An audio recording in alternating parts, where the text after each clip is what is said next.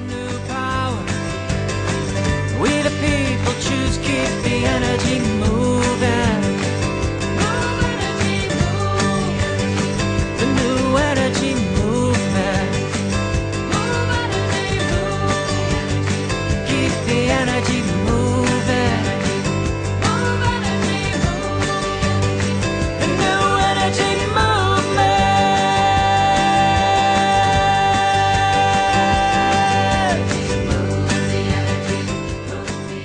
Thank you very much for coming out to help launch Breakthrough Power tonight. I'm excited, and I sense that you are too. I can feel the electricity in the air. I'd like to thank Rosiel Young for organizing all our generous New Energy Movement volunteers tonight. And especially thank all the volunteers who were roped into their volunteerism at the last minute, like Richard here, who's going to be a timekeeper for the speakers. I'm Valerie McIntyre. I'm a friend of Jean Manning's, and I am delighted to have been asked to get things started here tonight and sort of tell you how things are going to go. So it looks like everybody's got seats. There may be a few people straggling in, and that's okay. So, yes, there's a lot of energy in the air tonight. We're celebrating the birth of Breakthrough Power, how quantum leap new energy inventions can transform our world. And the books are for sale over there. They'll be available all through the program tonight and afterwards as well.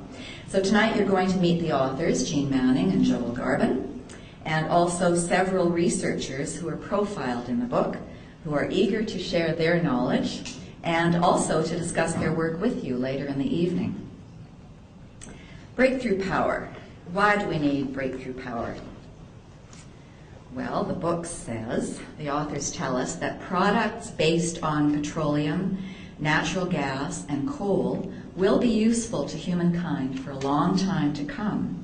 So these industries will remain far into the future. However, for the good of all life on Earth, we must move away from their wasteful and dangerously polluting use as fuels in the transportation, heating, and electricity generation sectors.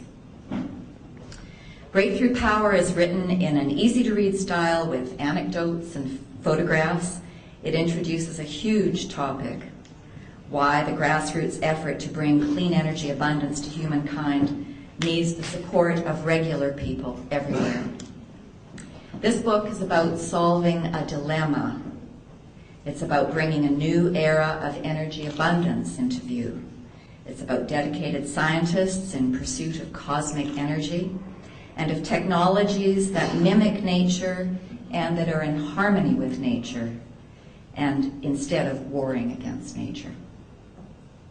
The book presents a sampling of the rich variety of technological breakthroughs that could replace dirty fuels.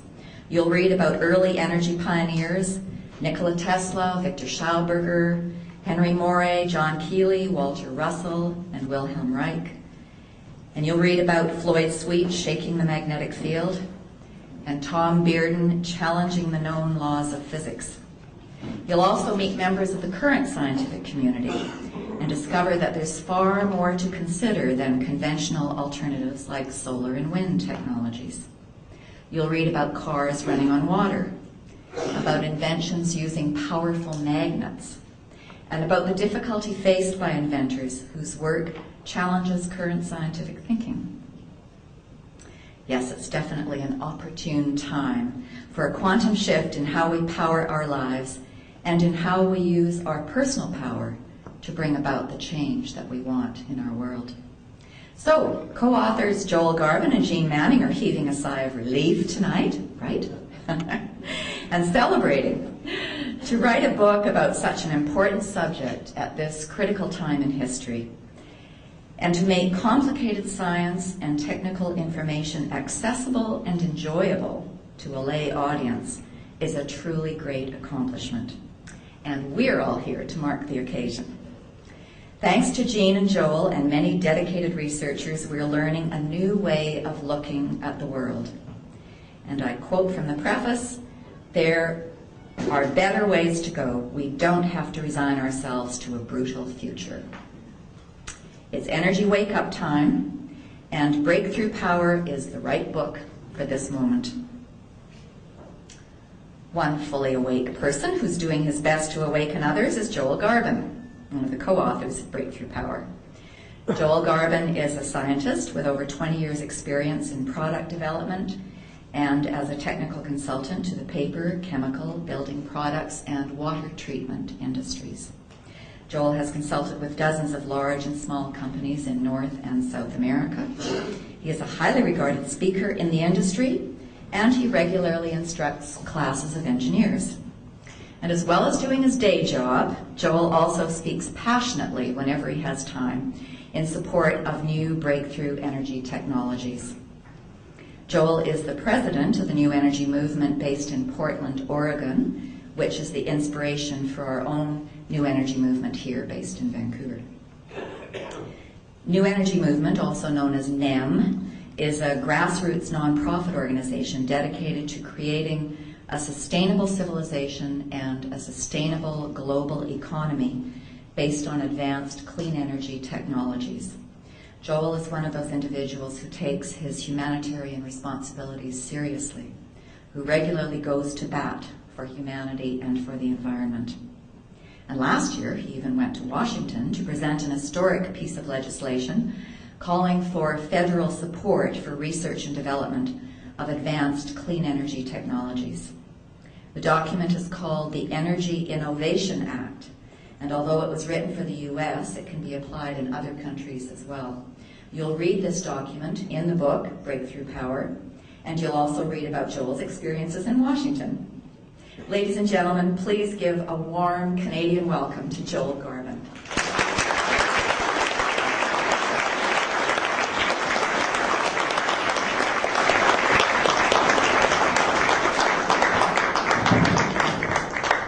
Thank you, Val. That was a very kind introduction. And thank you all for welcoming someone from south of the border in these pretty amazing times. This has been an incredible last couple weeks.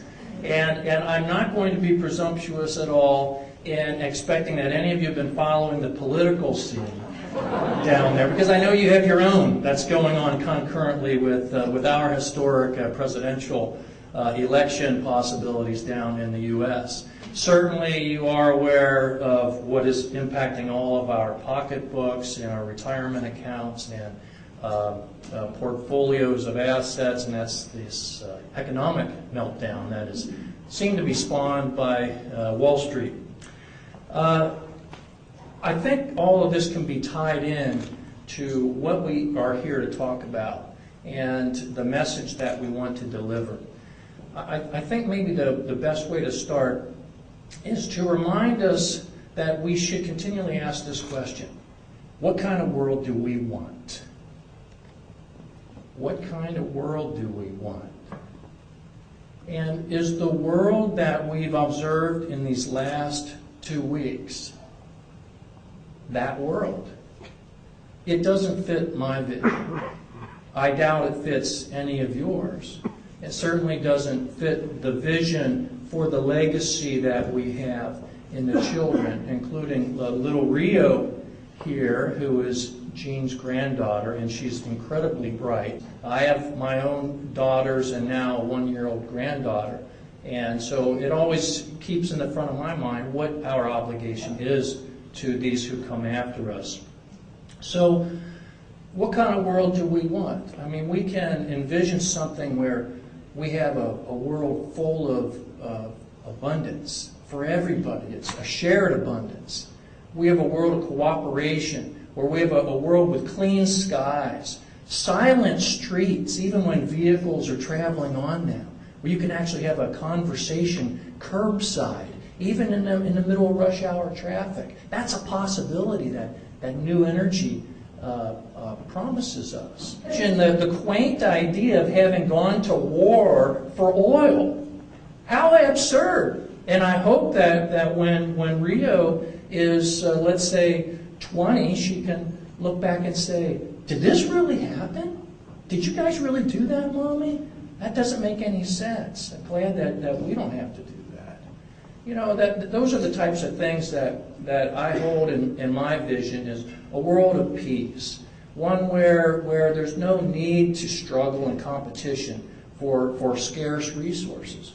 We can use these promising new technologies to share a tremendous abundance with everybody and dissolve this heavy, heavy blanket of fear that's been so pervasive all around us. It just saturates the media. I know there's so many times where I just don't want to hear it anymore at all, even though I try to detach myself from the energy of that heavy fear blanket, but more just try to be aware of what's going on, and there is a difference. And I think that's something that is a good way to discriminate against being addicted to all the bad news, which I think a lot of people are, but very importantly, being part of the informed citizenry that's critical to what we need to do and what we're here to talk about. Okay, so we've observed these last few weeks and few days, our economic and political structures have failed us, miserably failed us. And those structures have been polluted. They've been polluted by greed. They've been polluted by vested interests that have way too much influence on policy, and that they've been polluted by a power lust. And I know the citizens in my country, and I'm sure here in Canada as well, are outraged at what has been going on, that the public trust has been violated in such an overt and just unseemly manner. Well, the public's crying out for change in leadership. But that cry for change needs to be for wise leadership, not just a change. It needs to be for wise leadership, visionary leadership. And in our book, Breakthrough Power, and in the messages that Jean and I deliver in our address to citizens in gatherings such as these, there's a message that we repeat consistently.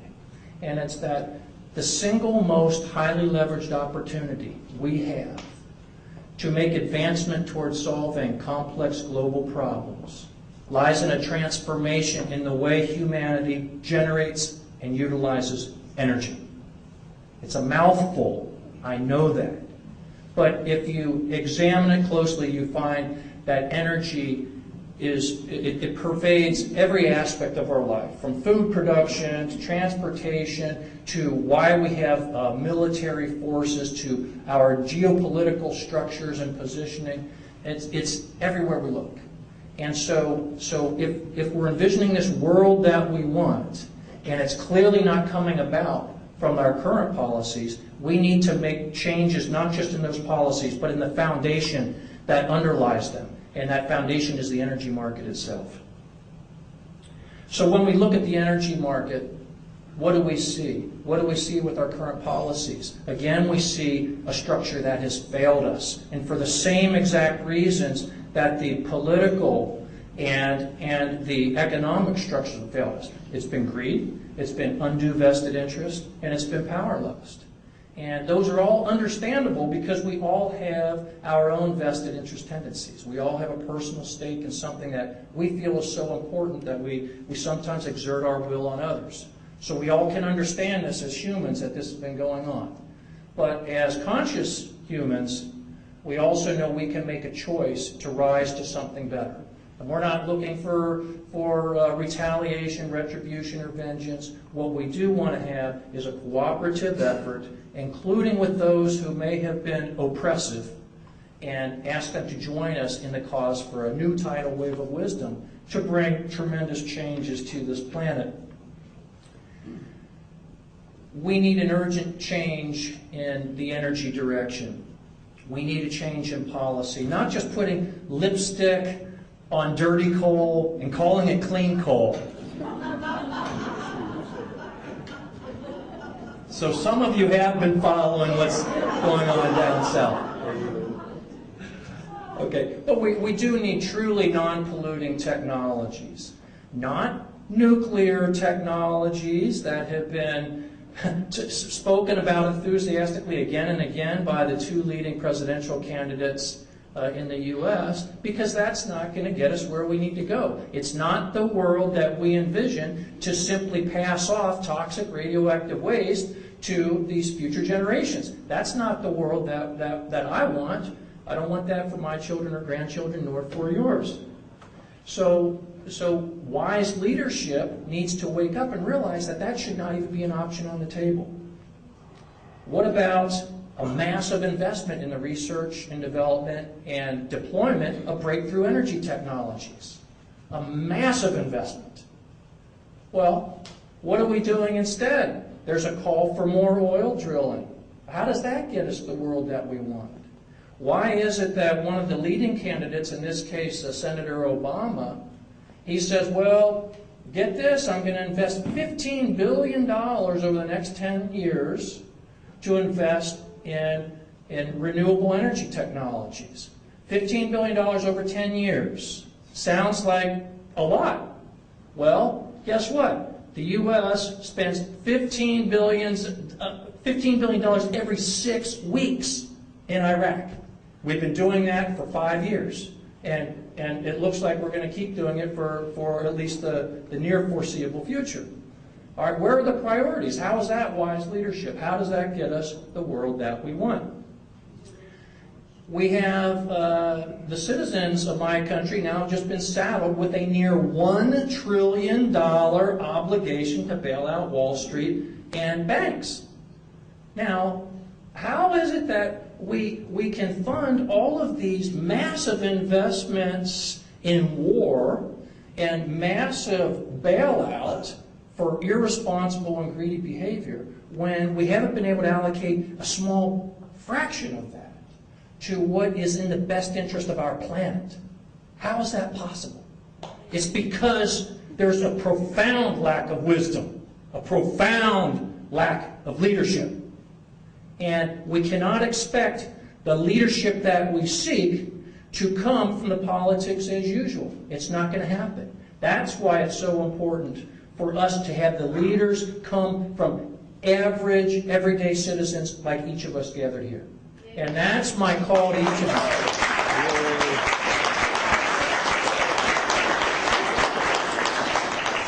So Gene and I and our wonderful group of inventors here who are joining us to deliver a message have hope that we are offering to you here tonight and going forward. And that hope is not idle, it's not starry-eyed, it's real, because the technologies behind this are real. And each of these inventors are going to have a chance to give you their own personal perspective on that.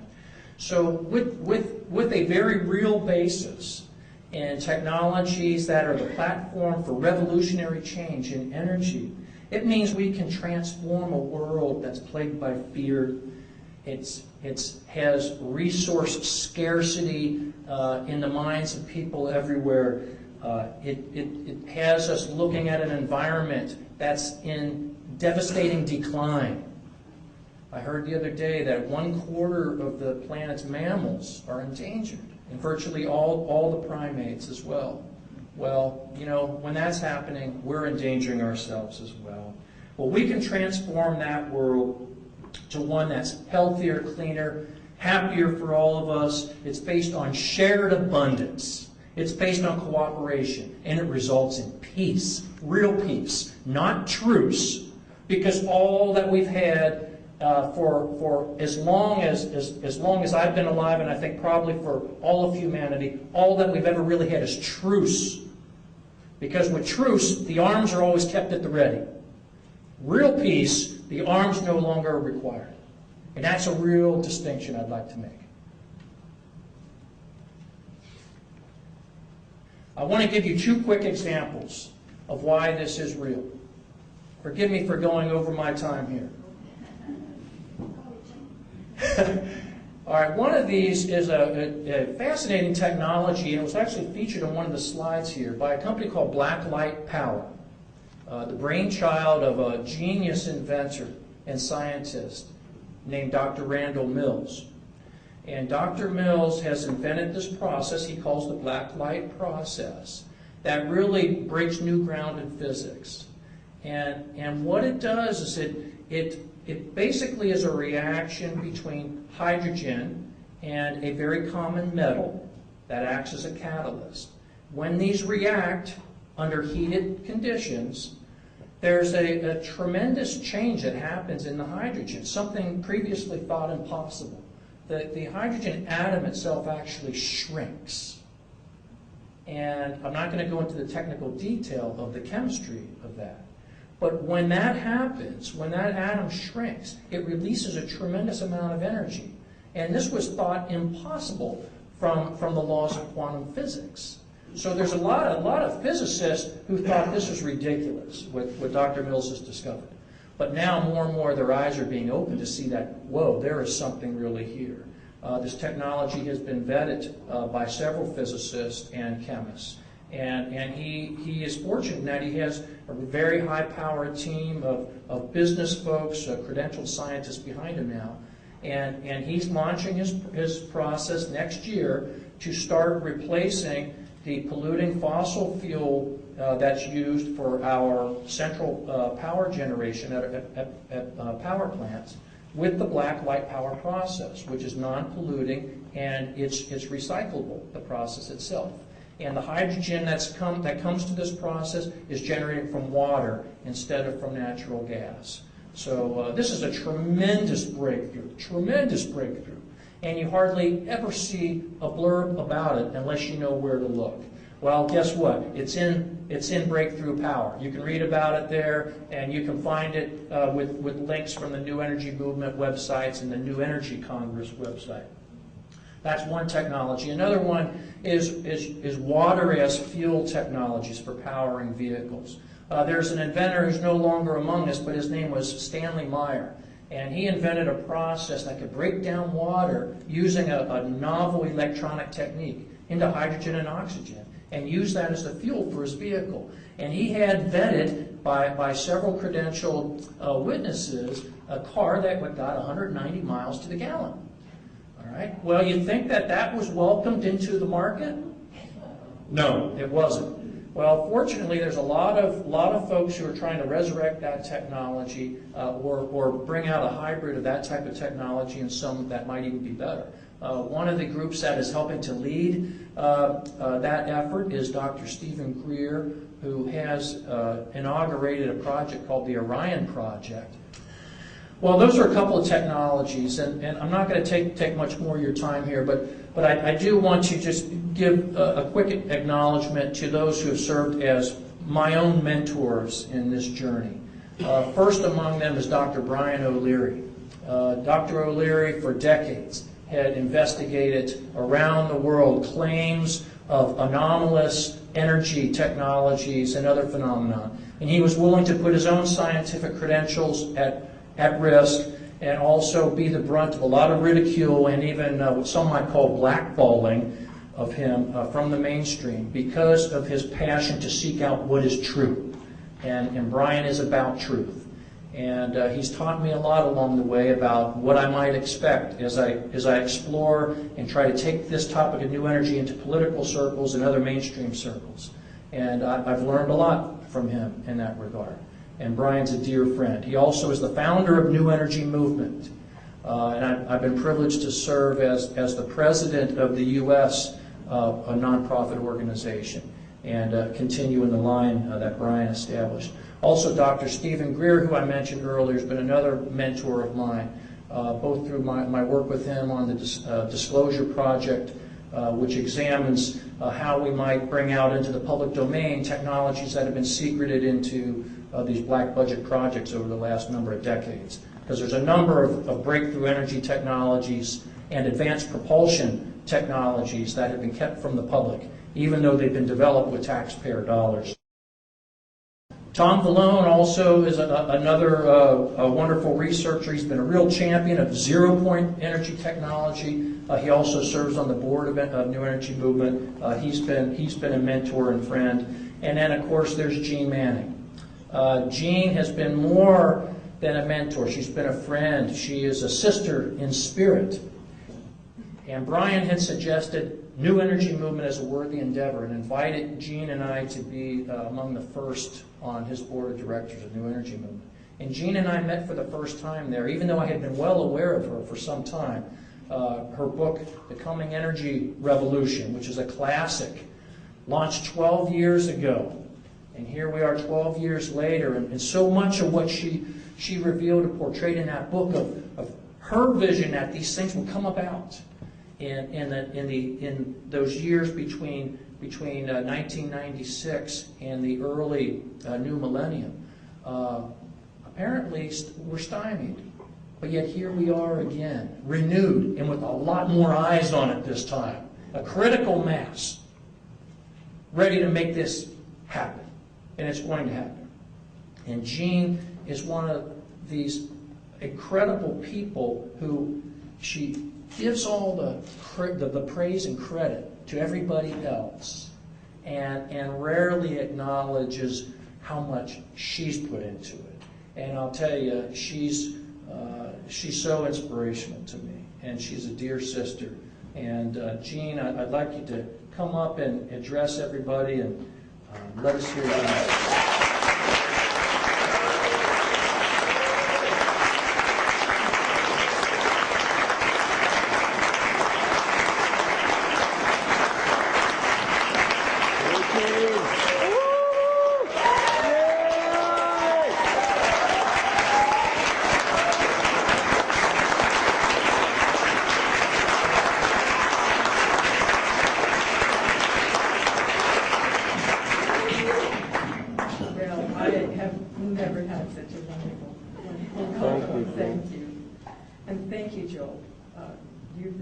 Said it all. About all that I can say is that a person who is non-technical, like myself, can learn the basics of what the issues that we need to understand around energy technologies. It's not necessarily to be a nuclear physicist like our friend here in the front row, although it helped. But we ordinary people can understand the need for clean energy technologies. And we can understand that it's possible to have technologies that are, surprise, surprise, in harmony with nature. And we can understand that in the 20th century, we went in the direction of a mechanistic science that was dealing with nature's movements that involve breaking down, like nature composts what it doesn't need anymore, and it burns its waste. And so heat, noise, friction, they're all part of nature's movements that are used to get rid of something that's not necessarily, and there's a mess involved. But we have people here like William Baumgartner who can go into great depth on this. But that's what excited me about the whole field, is when I realized that it wasn't just about, better mousetrap, better invention. It was about working in harmony with nature, and that's where my heart is. I'm an idealistic person, and people have asked me why I ended up in this scene. And it's, I guess it goes back to just basics that I assume everybody feels that way. A high school teacher made a big deal over an essay that I wrote when he asked us for our philosophy of life, and I said, oh, I basically would like to leave the world a little bit better than was, for my having been here, and I was really surprised at everybody, and I'm sure I know everybody does, but I guess they don't wear it on their sleeve like that. And there was another time when somebody asked me basically the same question.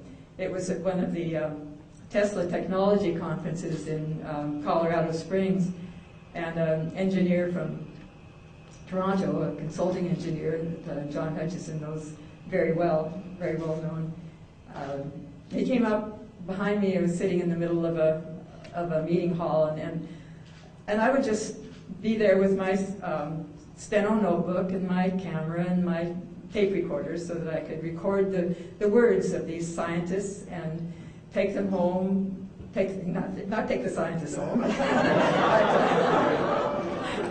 them home,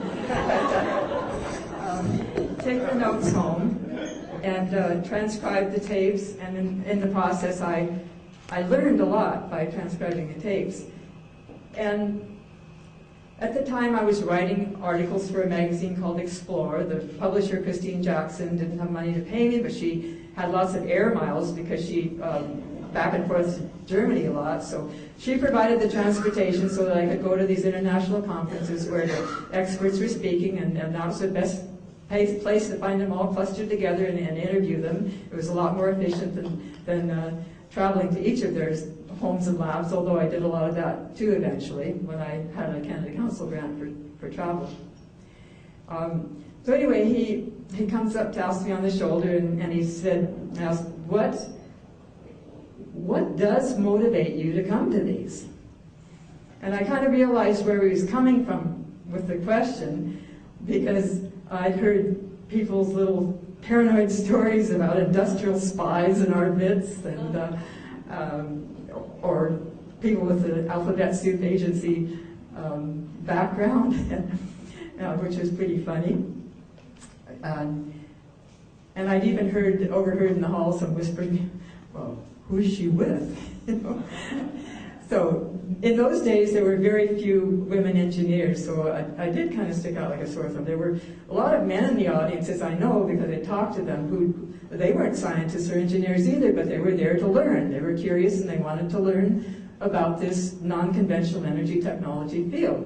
And I was there for the same reason. I was curious and I wanted to learn about it. And well, maybe a little step farther. I had decided that I wanted to write a book someday when I felt that I knew enough to write a book. So I debated whether to give him my answer because it was so simple. But I did. I said, well, I'm here to educate myself, and someday, when the time is right, I'd like to write a book about this subject. And it's all about helping to create a clean world for my children and eventually grandchildren. And I would take my vacations to go to these conferences in Europe or North America to educate myself. Well, my point here is you don't need to go to that extent. You don't have to take your vacations to go and interview scientists. It's really a lot more. It's really simple now with the internet, so much information on it. Start with our book. There's a resource list in the back of it, more websites. When I mention websites, I always want to mention, Joel mentioned the New Energy Congress. There's a website that I have as my home page, I guess you say, zpenergy.com, or the Canadian zpenergy.com, short for Zero Pollution Energy. And one of our New Energy Movement co-founders, Vlad, is here, and he has a proposal for an extreme science foundation that would be a way to fund getting these inventions tested by accredited testing labs. And let's just really answer this question once and for all. Because articles, even journal articles, don't seem to convince anybody. The field that's been misnamed cold fusion, and it's probably not even fusion as it turns out, but there's something going on there that does create anomalous excess heat. That in the mainstream jargon, cold fusion is still kind of synonymous for joke. Like, oh, this is another cold fusion fiasco, or this is voodoo science like cold fusion. It's really crazy, folks. And the same with the technologies based on what some people call zero-point energy, quantum vacuum, or there was an ancient term, the ether, which, as it turns out, there is this background energy of space. It's not as the ancients considered some unmoving fluid substance. It's a dynamic substratum, but there is something that these inventions and powerful permanent magnets are tapping into for the strength to provide these over unity effects, over unity more output than input. But there are these basics that are so easy for any of us lay people to understand in this harmonious new technologies. And one of them, and one that's really pervasive throughout a lot of the classes of inventions, is resonance. Now, if you're a musician, you know what resonance is. Resonant frequencies are involved in a lot of fields, and how they come into the new energy technologies is the fact that so many things have their own resonant frequency materials, electronic circuits, resonant electronic circuits. And I won't go into any farther, but it is just yet another explanation or mechanism for this more output than input. Look, one example is pushing a child on a swing. You build up momentum with small, well-timed pushes. You know, you don't just take one big swing, you know, and that's it. Well, you just stand there with just a little gentle push at the right time, and that's basically what resonance does in some of these electronic type inventions. So it's interesting that the 12-year cycles that this scene has gone through, I think we're coming into the beginning of another and higher level. I look back at 1984. Personally, for me, that was a year when I moved to Penticton, and I hung out at a home of an inventor, and he and his wife had a house full of books about Tesla, and they had visitors from South Africa and Germany and all over the place that were coming to talk about non-conventional energy technologies. In his case, it was magnetic-based, and he called his company Prawn Technology because he acknowledged that these powerful new permanent magnets must be tapping into some background source of energy that wasn't being acknowledged in mainstream science at that time. And so in looking for what could it be, he even went to the alternative health field and said, okay, you recognize in acupuncture, you recognize this subtle energy, chi it's called, or prana, or whatever. So that was a real eye-opener, hanging out at their house and that. But it wasn't just my personal journey that was kind of at a certain stage of excitement about new energy. In 1984, that's when some conferences under the title of non-conventional energy technology were held. So it was kind of a flurry of activity then. And then around 1996, when the Coming Energy Revolution came out, as it happens, several books came out at the same time, like the one that I most admired and probably talked about more than I talked about the Coming Energy Revolution and promoted was called Living Energies by Kellum Coates. It was a time of great excitement, and then over the next 12 years, things kind of wound down with 9/11. It seemed like fear paralyzed a lot of people. Really, it was really sad to see the level of fear among some of my inventor friends. But now we are 2008. I really have the feeling, and this is why breakthrough power is so timely. I really have the feeling that we're ready for a new cycle, and that it's not going to be stopped this time. It's not going to be stalled by all the various tricks and machinations that stalled it during the last 12 years. And I could talk for quite a while, but I won't, about the fact that, you know, I used to think that suppression of energy technologies, well, I don't know, I don't want to get in that category of believing things like that. It's, you're going to be a conspiracy theorist. You're really going to get labeled if you talk about things like that.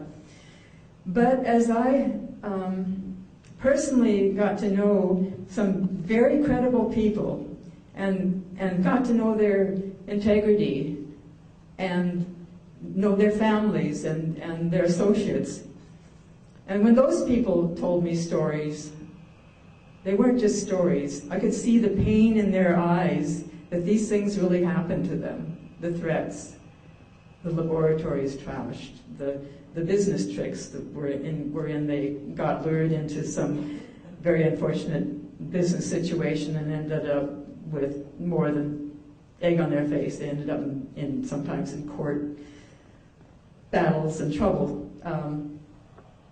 It's sad. I could probably very quickly think of a dozen people whom I know personally and admire, and some of them are no longer with us, who had in one way or another been suppressed. But Joel and I want to really focus on, that was then, this is now. This is the start of a new cycle. This is the age when there's so much information being disseminated on the internet and so many people cooperating on the internet to share their knowledge. And we talk in the book Breakthrough Power about open source as a venue for getting out the knowledge. Because the whole goal is a society of peace, justice, and sharing. And it is possible. People, it really is possible. There's some really beautiful people on this planet that are giving all their heart and soul to working towards peace, justice, and sharing.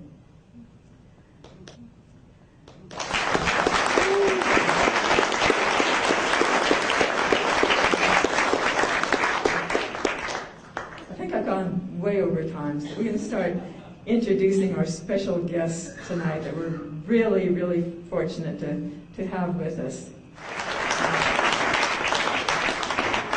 Nassim Haramein is a breakthrough physicist.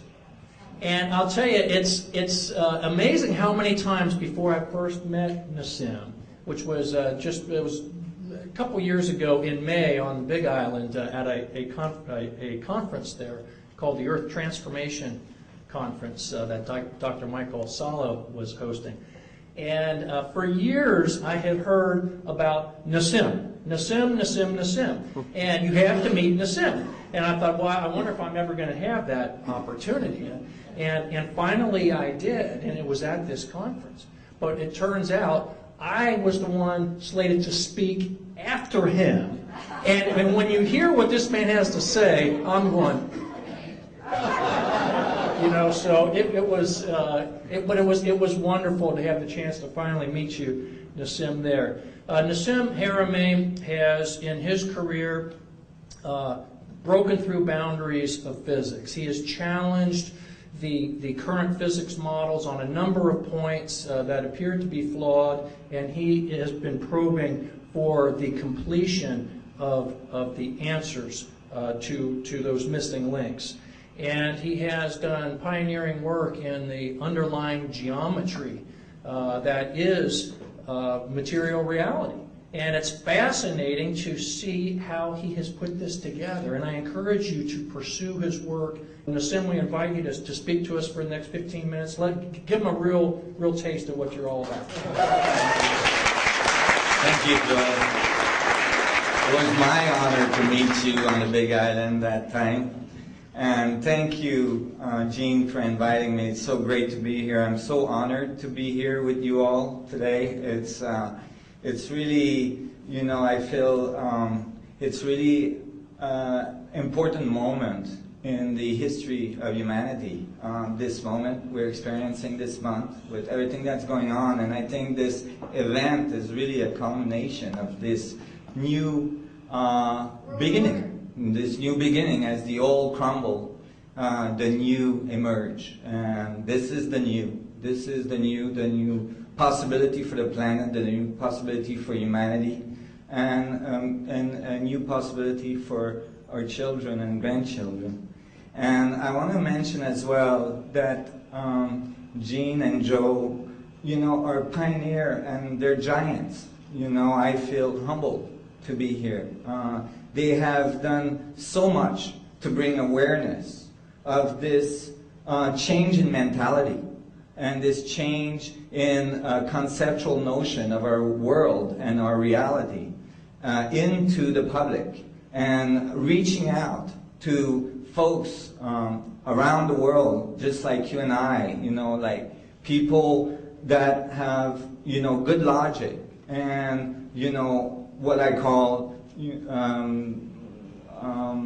common sense, which is not so common, you know, and that just is so important. And in one way, you know, it takes a lot of courage to do that. So thank you so much for your work, because it as well opens the way for people like these inventors and I that have, you know, worked in the dark corners in some laboratory setting or some desk somewhere writing formulas, to like be able to bring it to the world and you know, typically we're not going to get the support of the established scientific community. But if we get the support of the public at large because it makes sense, because it has common sense, then we are able to push and force the established community to take a look at it, a real look,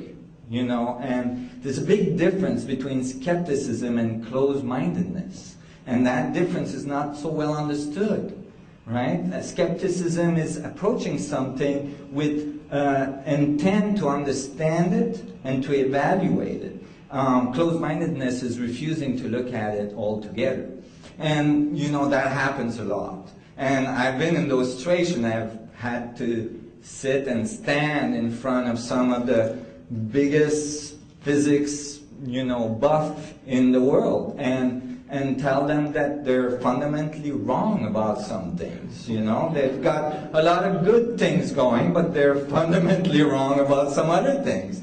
And one of those is that you can look at the world and think that things in the world defines the space. Or you can look at the world and say the space defines the things. And so far, it has been the former attitude that has prevailed. The idea that things are standalone, that they can be isolated, you know. I mean, the cat in the box, you know. Just as an example, you know, the concept that you can put a cat in a box and you don't know what it's doing, could be alive, could be dead. Does it really matter? Does the universe know, or is it what you know that's important? What's important is what the universe knows. The universe knows exactly what's happening with that cat. And what you know is really irrelevant. And if you actually could tap into the universe a little bit, you probably could know without having to open the box. And so what this is in analogy to quantum theory, uncertainty principles, and subatomic particles. And what I'm saying here, you know, in a funny way, but what I'm saying is really fundamental. That is that in the concept that the structure of space, from that structure emerge all things and all things return to, starts to give us a foundation for a new concept of energy, a new concept of gravity, a new concept of electromagnetism, and the forces of nature that comes together that produces our material world.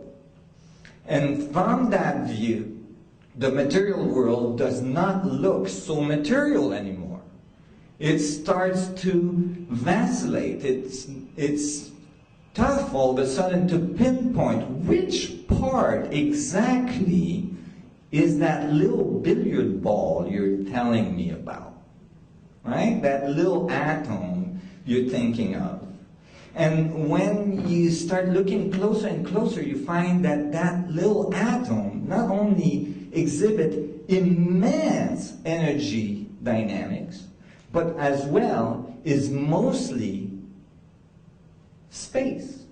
It's mostly empty in our understanding of space. And so where is that energy potential come from? Well, in quantum theory, causation is not addressed. That is, they'll tell you, oh, well, it all started in the Big Bang. The Big Bang has become the god of science. If you don't know where it comes from, it came from the Big Bang. And then if you ask, well, where did the Big Bang come from? That's voodoo. Now you gotta go to church. Don't ask me, just go to church. Right? Well, you know, my view is that maybe we need to understand the source of that energy structure. And it became clear to me that the natural world, I was very involved in climbing, I was very involved in skiing and mountaineering and so on. I observed the material world very closely, and I could see that the material world was like a growth of the vacuum structure, that the space-time manifold was emerging and producing very specific pattern structures in space that we called material world, but that it emerged from space itself. That space was extending itself and looking back at itself in this consciously dynamically coupled, absolutely, as it carries information along a feedback loop of information structure that define a very specific field geometry. And I went about to find what is that field geometry, and that took me 20 years.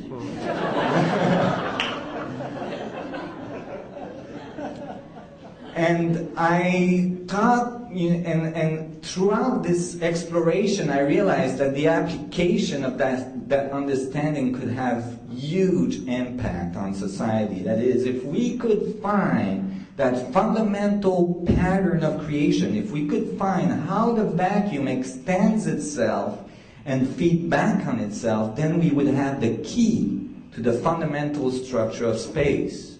And with that key, we would have access to literally an infinite amount of energy and curvature of space-time, which equates gravitational control and so on.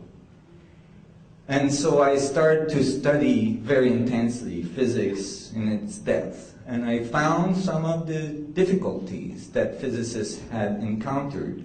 And I started, because of my approach, I was seeing past those difficulties into maybe a way to solve them. And this weekend I'm going to present some material that I have not published yet, that I just finished, which solve equation that proves, literally mathematically proves, that atoms, every single atom you're made of, which is billions and billions and trillions of atoms, each one of them is a mini black hole.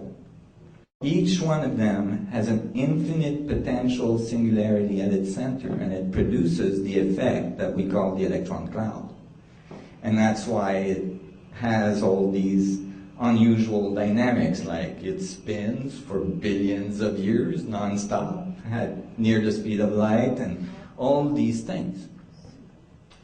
But beyond the fact that this can be applied to technology, beyond the fact that all of a sudden physics would start regarding the world as a fractal structure of the space itself, beyond the fact that it would start regarding the material world at different scale, black hole, what I call black hole, white hole, or black hole, hole, H-O-L-E, W-H-O-L-E. Beyond that is the fact that realizing that this infinite nature is actually present in you, in every one of your atoms, and that because of that infinite nature, you are connected to all things in the universe at all time, that you're dependent on the structure of the vacuum for every billionth of a second that you exist, that you are actually exchanging information with all of the universe through every one of your atoms right now in this room in order to breathe, experience, assimilate the information, and feedback information, that you are an active participant in the universe creation right now, is the ultimate understanding, the ultimate message of this new energy technology. That is, the energy, the technology, and you are one. And you're... Thank you. And you're not one in an esoteric way that is not really palpable, that's not really able to be understood. It's one. You're one with everything in actual physical mathematical way that I can write an equation and tell you why. And that is necessary for your cognitive mind. And it's necessary for your survival. Because if we can write the equations, if we can make the mainstream scientific community understand the theoretical functions of it, then we stand a chance to be able to apply it in the most powerful way to our society and move on to a new level of existence, which I call the galactic society. A society that is no longer confined to the surface of their planet, that has infinite amount of goods, infinite amount of power. A society that lives in abundance instead of scarcity, that has a concept that value is only based on the creativity of the one that has it in hand.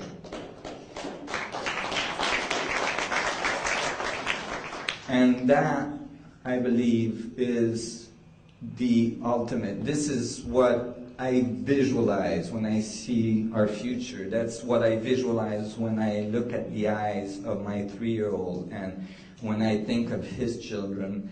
And I think we're just on the cusp. We're so close. And when I see what's going on in the media right now and what's going on in politics right now and all this, I see the old crumbling and the limitations crumbling. And have no fear. The wealth is not going anywhere. It's just changing hands. And it's going from their hands to our hands. It's going from the concepts of scarcity, the concepts of deterioration, the concepts of entropy, to the concepts of centropy, over unity, abundance, and ultimately the thriving of our society and our world. And so in this, I'm glad to be with you. I'm glad to be part of this. I'm honored to be part of this. And I want to encourage you to to expand your horizon. Don't be afraid of advanced engineering or advanced physics and all this, because I tell you, if it's right, it's really simple. And you can understand it, and don't be afraid to understand it. Doesn't matter how old or young, whatever, your background, you can understand it, and because it is what fundamentally you're made of. And it is fundamentally at your heart, at the heart of your existence, and you will recognize it. So thank you so much for having me.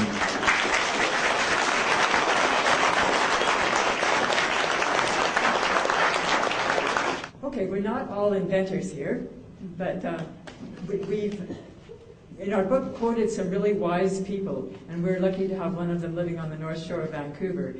John Wong is a retired engineer who senses something encouraging happen, even in today's troubled era. And in the electronics and software scene, he witnessed a change in how processes developed in today's culture. So we quoted him on the topic of open sourcing, the open source culture that's growing so fast in the internet world, and it relates to very much to a way for inventors of breakthrough energy systems to share their discoveries with the world. So John Wong took early retirement, and now his wisdom is reaching hundreds of people, and he'll soon have a website up to pass on more of this. John, would you come up, talk with us? I like this one.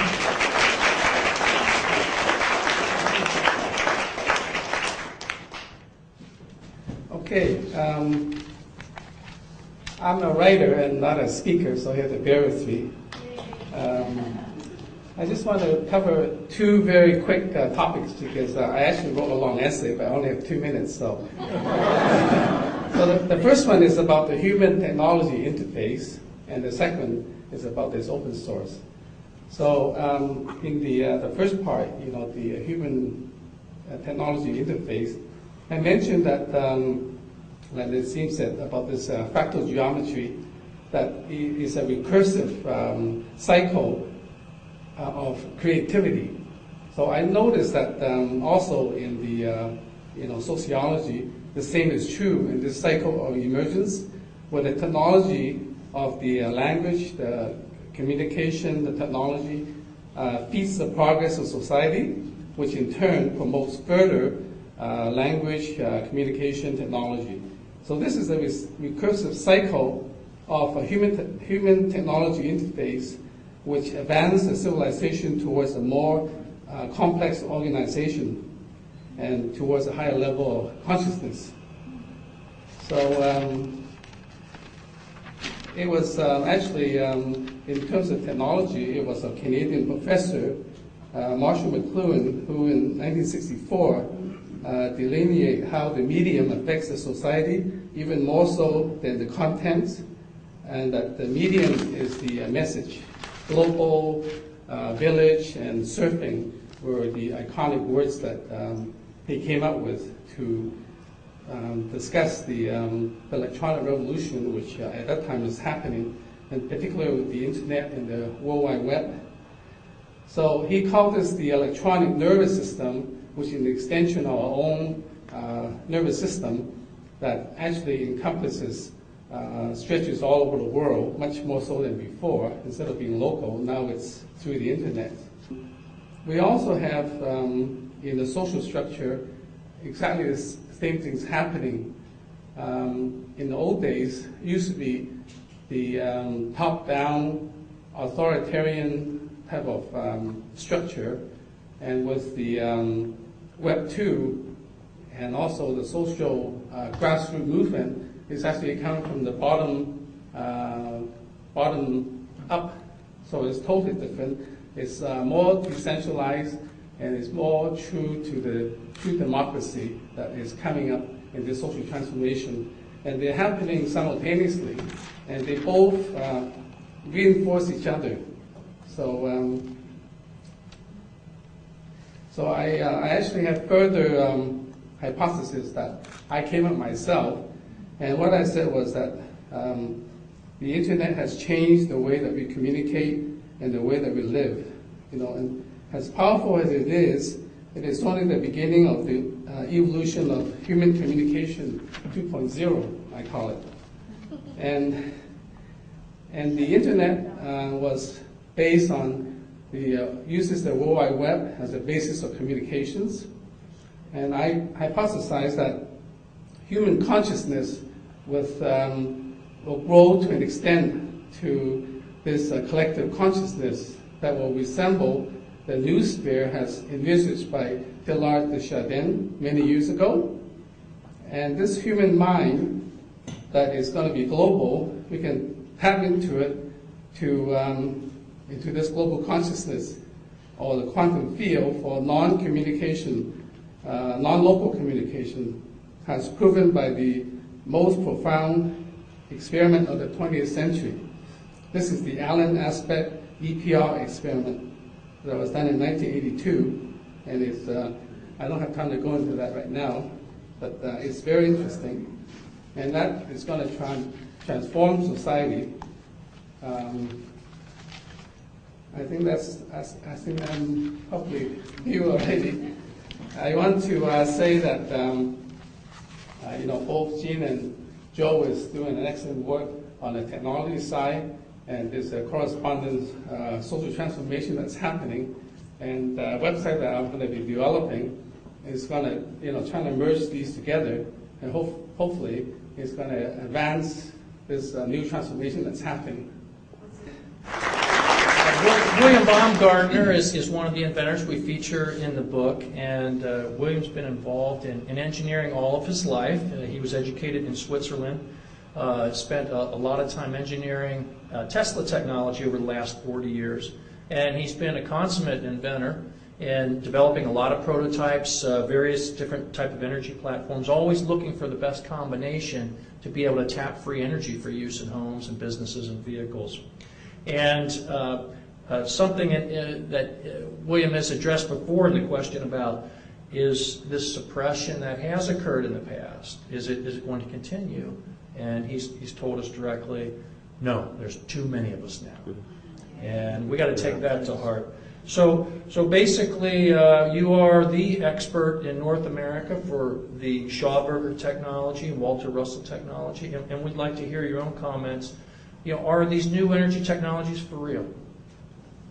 Yes.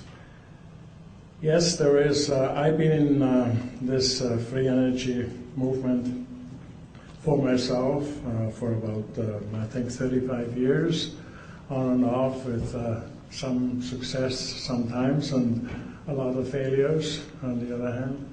But those things happen. We learn from mistakes. And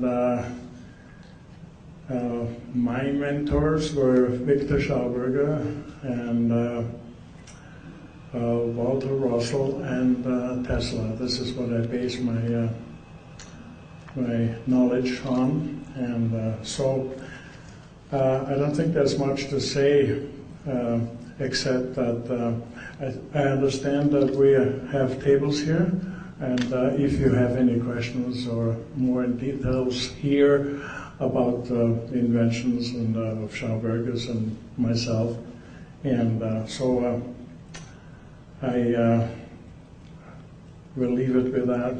Thank you.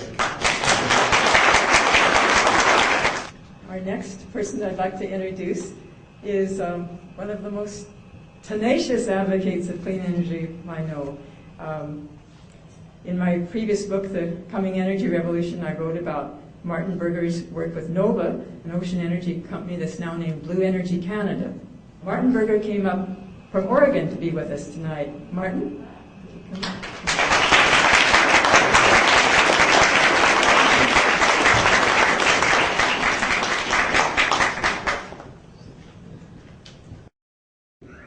Technologies, yeah, the place is raining with them.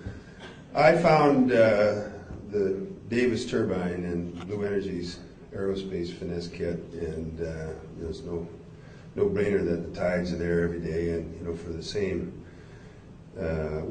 First arrows here under the Lionsgate Bridge, 8 knots translates to a wind force equivalent of 2 Hurricane Mitchells. So 400 per hour wind speed, density, energy densities, and stuff like that. All that stuff makes sense. But as I was trying to do the business planning and get the organizational development together, and I just had the observation, and it became evident that this thing was behaving quantumly. This thing was quantum, and I started networking, and I had some mentors. Jean introduced me to my good friend, Dr. Hazel Henderson. She introduced me to some more futurists, and I came to appreciate that people like John and Bill and Schauberger, Tesla, all these people, they had the devices, they had the insights, they had the vision. And so basically you could quantify the technology side of it, and capitalism, in spite of what's happened in the last little while, it behaves like gravity. It's predictable. It will come to the opportunity if everything's right. But Hazel and her futurist friends were able to instill in me an appreciation for the fact that we're really in an infancy in consciousness ourselves in humanity. And we're at a critical juncture today, and I think there's optimism here today as well. But I really think, when you look at my background from the Cree tribe, I grew up with the Dene, and there was a quantum integration in their consciousness. And our Western viewpoint has been linear in a material perspective. But I guess we can cut it short. The guy's cutting me off here with time, but basically we've got 6.5 billion units of consciousness firing into our shared experience called our future.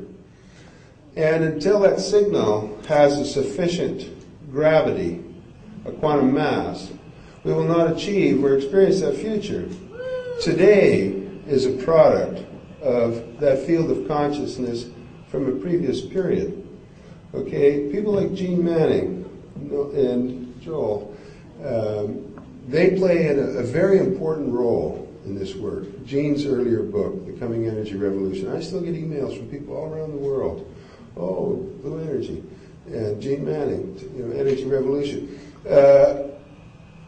You have to have the possibility of a clean, harmonious future sufficiently etched and formulated in our minds before it's ever going to experience. We're ever going to experience it. And I've played the game in the corporate level, investment banking level, technology level, all those things. But when you have 10 pieces essential to do the thing, to make a difference, if you don't have that 100th monkey on board, one of them will kick out. You just try and force the last two together. Oops, you lost three that you thought you already had them together. So they'll behave quantumly until there's a maturation of possibility sufficiently formed. And these people are the ones that are carrying that burden. I can bring 450 technologies in my 25 years I've looked at. I've got a half a dozen here in the shirt pocket. How many do you want? There's lots of solutions here. But until people participate in something fundamental like energy, okay, we all walk in the house and flip on the switch, that's the end of the story. This is fundamental. And until you get off it and start participating, start getting informed. The internet is a wonderful resource, and that ultimately, I think, when we look back at this period, will be what made the difference. But it's the cutting edge work of pioneers in the consciousness of the possibility. These people did that job. Of all the researchers we have in the new energy scene, there are very few that have had as much publicity as John Hutchison with all the television shows and radio interviews he's done. John, will you come up and tell us a bit about the crystal converter? I certainly do.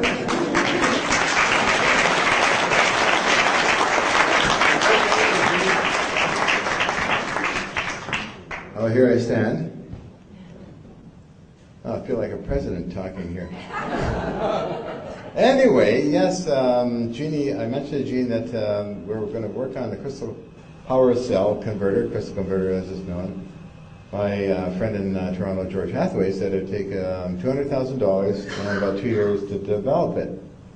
And we're going to try and develop it with Charles Bombardier, who's sponsoring a TV show I'm doing called The Experimental Factory, that was still lagging on and on and on. It's been going on for 3 years since they're doing the race to space. So this would be a prime, whoops. I used to, one of these things that's moving around here. Must be the levitation. But anyway, moving right along here, I felt that the power cell that utilizes this zero-point energy, it seems to conform with also Dr. Franklin Mead's patent on a zero-point energy collector using barium titanate, which IBM now has bought up all the patent rights to it, meaning that there's a product coming out in some form. But anyway, getting into the crystal converter using common minerals, common rocks and things like that, can be produced on a very fast rate, factory compatible, manufactured at high speed, and actually molded and ruggedized in any form you want.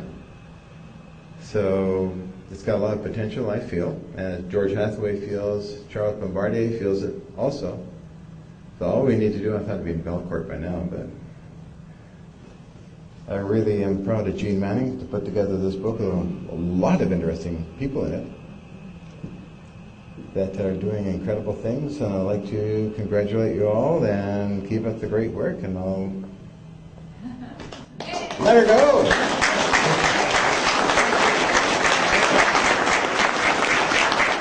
I just want to thank you all for coming, and I want to thank our volunteers, starting with our MC Val McIntyre, who's from my writing group, which is 3 McIntyres and 1 Manning. And Carol was there.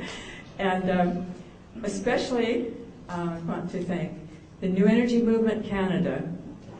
My dear friends in the New Energy Movement Canada have just rallied and made this happen with the leadership of Raziel Young, our organizer.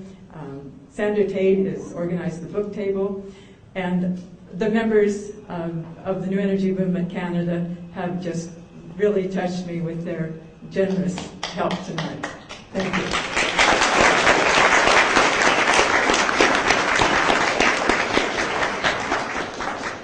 This is great. This should happen in every city on this planet, and it's going to.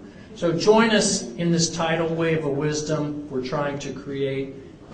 And Val, I'd like you to come on up, let people know what's for the rest of the evening. Thank you.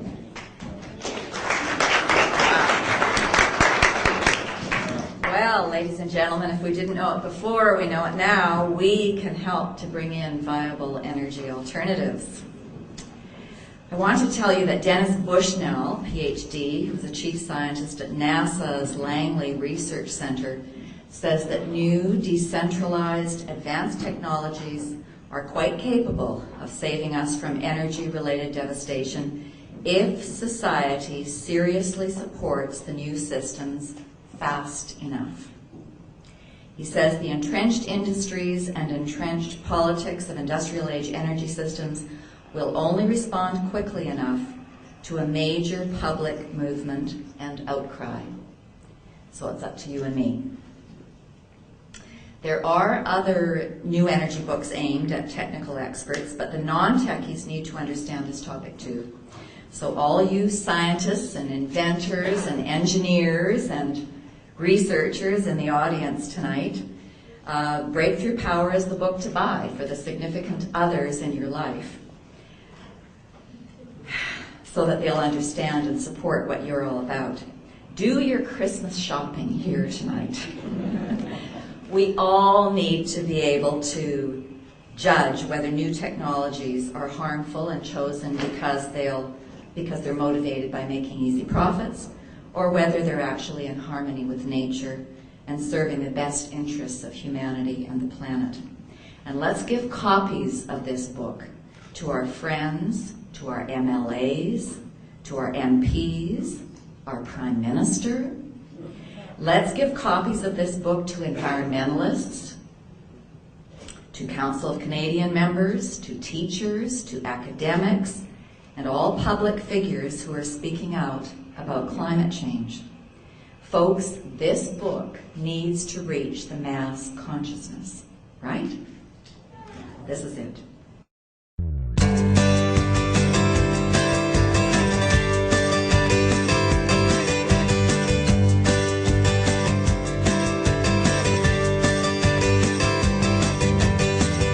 It's time for courage to face greed's abuse.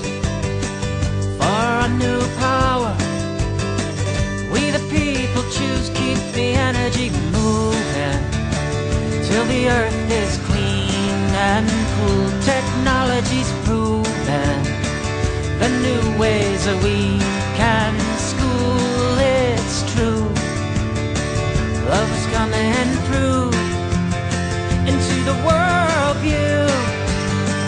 Move, energy, move.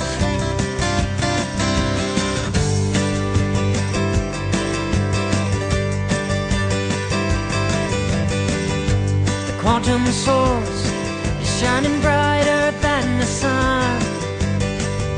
A 0 point is rising and everyone keep the energy moving till the earth is clean and cool. Technology's proven the new ways that we can school. It's true, love's coming through into the world view.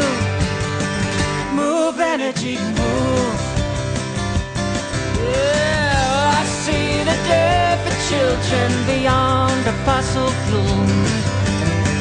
Without the nuclear wasting the corporate rule now. I welcome all changes that stop people to free power for all.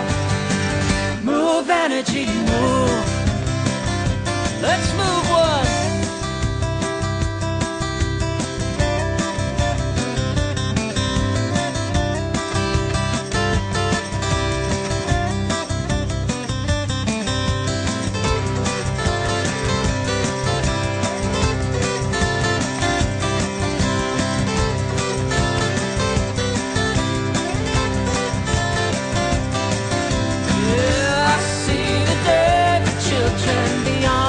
Fossil fuels, without the nuclear waste and the corporate rule now. I welcome all changes that stop people to free power for all.